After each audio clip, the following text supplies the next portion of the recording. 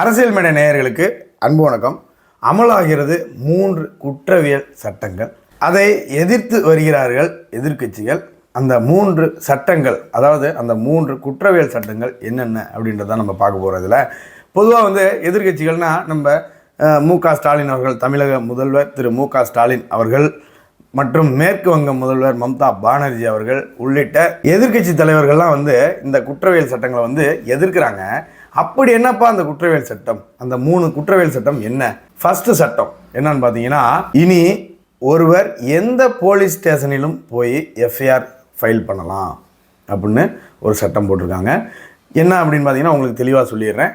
அதாவது இப்போ நீங்கள் ஒரு போலீஸ் ஸ்டேஷனுக்கு போய் கேஸ் ஃபைல் பண்ணணும் அப்படின்னு நீங்கள் சொல்கிறீங்கன்னு வச்சுக்கோங்களேன். உங்கள் எந்த ஊர், நீங்கள் உங்களோட அட்ரஸ் என்ன எல்லாம் கேட்டு அந்த லிமிட்டில் எங்கள் ஸ்டேஷன் இல்லைங்க, இன்னொரு ஸ்டேஷன், நீங்கள் அந்த ஸ்டேஷனுக்கு போங்க அப்படின்னு அங்கே அனுப்புவாங்க. இனி அப்படிலாம் அனுப்ப முடியாது. நீங்கள் போய் எந்த ஸ்டேஷனில் வேணுமா எஃப்ஐஆர் ஃபைல் பண்ணிக்கலாம், கேஸ் ஃபைல் பண்ணிக்கலாம். அந்த ஒரு சட்டம் கொண்டு வந்திருக்காங்க.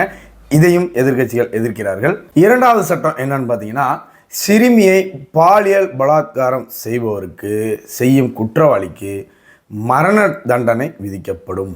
இது இரண்டாவது சட்டம். இதையும் எதிர்க்கட்சிகள் எதிர்க்கிறார்கள். மூன்றாவது சட்டம் என்னன்னு பார்த்தீங்கன்னா, கோர்ட்டில் இனி எந்த வழக்கையும் 2 முறைக்கு மேல் தள்ளி போடக்கூடாது. 2 முறை மட்டுமே தள்ளி போட வேண்டும். 3வது முறை தீர்ப்பு சொல்லியே ஆக வேண்டும் அப்படின்றது 3வது சட்டம். இதில் என்னங்க பிரச்சனை இருக்குது? இதை ஆதரிக்கலாமா எதிர்க்கலாமா நீங்களே சொல்லுங்கள். இதை எதிர்ப்பதற்கு என்ன காரணம்? அதாவது இவங்களுக்கு அரசியல் செய்கிறதுக்கு வேறு வழி கிடையாது, வேறு ஒன்றும் கிடையாது. அதனால் பாஜக மக்களுக்காக மத்திய அரசு கொண்டு வரும் இந்த சட்டங்களை எதிர்க்கிறாங்க. அவ்வளோதான். இதில் முழுக்க அரசியல் மட்டுமே இருக்கிறதே தவிர வேறு ஒன்றும் கிடையாது. முழுக்க மக்களுக்கானது இந்த சட்டம். நினச்சி பாருங்கள், இங்கே சட்டங்களும் தண்டனையும் கடுமையாக்கப்படலைன்னா குற்றங்கள் அதிகரித்து கொண்டே இருக்கும். நாடாங்க என்னங்க, நினச்சவன் கொலை பண்ணுறான், நினச்சவன் கொள்ளையடிக்கிறான், நினச்ச இடத்துல கொள்ளையடிக்கிறான். என்ன இது நாடுன்னு நினச்சிங்கன்னா என்னன்னு நினச்சிங்க? அதாவது எமிரேட்ஸ் கண்ட்ரி மாதிரி கொண்டு வந்துடுங்க. என்னையெல்லாம் பொறுத்த வரைக்கும் நினைத்த இடத்துல குற்ற சம்பவங்களில் ஈடுபடுறது, நினைச்சா கள்ளச்சாராயம் காய்ச்சறது, நினைச்சா கொள்ளடிக்கிறது, நினைச்சா கொலை பண்ணுறது, சட்டங்களும் தண்டனையும் கடுமையாகப்படலைன்னா இப்படியே போயிட்டு இருந்ததுன்னா நம்ம யாருக்குமே பாதுகாப்பு இருக்காது. முக்கியமாக மக்களுக்கு பாதுகாப்பே இருக்காது. தடி எடுத்தவங்கெல்லாம் தண்டக்காரன் ஆயிடுவான். அதனால் இந்த மாதிரி சட்டங்கள், இன்னும் நிறைய கடுமையான சட்டங்கள் வர வேண்டும் அப்படின்றது என்னோட எண்ணம். உங்களோட எண்ணம் என்னன்றதை கமெண்ட் செக்ஷனில் சொல்லிடுங்க. எமிரேட்ஸ் கண்ட்ரி மாதிரி கொண்டு வந்துடணும் அப்படின்னு சொல்லும் போது ஒரு விஷயம் ஞாபகம் வருது. என்னன்னு பார்த்தீங்கன்னா, நேற்று பாராளுமன்றத்தில் அந்த செங்கோலை எடுத்துடணுங்க. செங்கோலை எடுத்துகிட்டு அரசியலமைப்பு சட்டத்தை அங்கே வைக்கணுமா. யார் சொல்கிறது? இண்டி கூட்டணி எம்பிக்கள் சொல்கிறாங்க.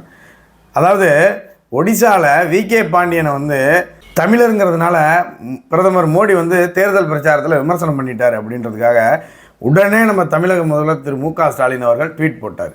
எப்படி தமிழர்களை அவமானப்படுத்துவ? எப்படி தமிழர்களை நீங்கள் திருடன்னு சொல்லுவீங்க? சாவி இங்கே எப்படி சொல்லுவீங்க? அப்படின்னு உடனே ட்வீட் போட்டு குரல் கொடுத்த நம்ம தமிழக முதல்வர் திரு மு.க. ஸ்டாலின் அவர்களே, உங்கள் காதில் கேட்கிறதா, கேட்கவில்லையா? தமிழர்களின் பெருமையான செங்கோலை உயரிய மரியாதை கொடுத்து நம் பாரத பிரதமர் திரு நரேந்திர மோடி அவர்கள் பாராளுமன்றத்தில் வைத்திருக்கிறார். ஆனால் உங்கள் கூட்டணி கட்சியோட எம்பிக்கள் அதை அகற்ற வேண்டும் அப்படின்னு சொல்கிறாங்க. இப்போ நீங்களே சொல்லுங்கள், யார் தமிழர்களை அவமானப்படுத்துகிறார்கள் அப்படின்றத நீங்களே சொல்லுங்கள் முதல்வர் அவர்களே. அதாவது எதிர்க்கட்சி தலைவர்கள் சொல்கிறாங்க. என்ன சொல்கிறாங்க அப்படின்னு பார்த்தீங்கன்னா, மோடி அவர்கள் தனிப்பெரும்பான்மை கிடையாது, அதனால் அவரால் தனித்து எந்த முடிவும் எடுக்க முடியாது, எந்த சட்டத்தையும் இயற்ற முடியாது அப்படின்னு சொல்கிறாங்க. கடிவாளம் போடப்பட்டது அப்படின்னு சொல்கிறாங்க. திடீர்னு பாராளுமன்றம் போன முதல் நாளே மோடி சர்வாதிகாரி போல் வேலை செய்கிறாரு, சர்வாதிகாரி மாதிரி இந்த 3 குற்றவியல் சட்டங்களையும் ஏற்றுறாங்க அப்படின்னு சொல்கிறாங்க. அதாவது நான் உங்களுக்கு ஒன்று சொல்லிக்கிறேன், எப்பவும் போல் இந்த ஆட்சி நடைபெறும், எல்லா சட்டங்களும் ஏற்றப்படும், ஒரே நாடு ஒரே தேர்தலையும் கொண்டு வருவோம், அதாவது பாகிஸ்தான் ஆக்கிரமிப்பு காஷ்மீர் பகுதியை மீட்டெடுப்போம் அப்படின்றதையும் நான் இந்த இடத்துல சொல்லிக்கிறேன். அடுத்து பார்த்தீங்கன்னா, 34 கட்சி கூட்டணியில் இருக்கிற இண்டி கூட்டணி கட்சிகள் ராகுல் காந்தி பேச்சை மீற மாட்டாங்களாமா. ஆனால் இங்கே 2 கட்சிகள், அதாவது சந்திரபாபு நாயுடு அவர்களும் நம்ம நிதிஷ்குமார் அவர்களும் மோடியை கழட்டி விட்ருவாங்களாம். மோடியோட ஆட்சிக்கு களங்கம் விளைவிப்பாங்களாம், ஏதாவது கலசந்தி பண்ணிகிட்டே இருப்பாங்களாம் அப்படின்னு இவங்களா ஒரு பிம்பத்தை கிரியேட் பண்ணுறாங்க. ஒரு புடலங்காயும் கிடையாது. அருமையாக ஆட்சி நடக்கும், சிறப்பான ஆட்சியாக இருக்கும் அப்படின்றதையும் நான் இந்த இடத்துல சொல்லிக்கொண்டு, இந்த குற்றவியல் சட்டங்கள் என்னையிலேருந்து அமலுக்கு வருகிறது அப்படின்னு பார்த்தீங்கன்னா, ஜூலை 1ஆம் தேதி அமலுக்கு வருகிறது. ஜூலை 1ஆம் தேதியிலிருந்து இந்த 3 சட்டங்களும் அமலுக்கு வருகிறது. போற்றுவோர் போற்றுங்கள், தூற்றுவோர் தூற்றுங்கள், எப்பவும் போல இந்த ஆட்சி நடைபெறும் அப்படின்றத இந்த இடத்தில் சொல்லிக்கொண்டு இத்துடன் இந்த வீடியோ முடிச்சுக்கிறேன். மீண்டும் அடுத்த வீடியோவில் சந்திப்போம். நன்றி, வணக்கம், ஜெய்ஹிந்த்.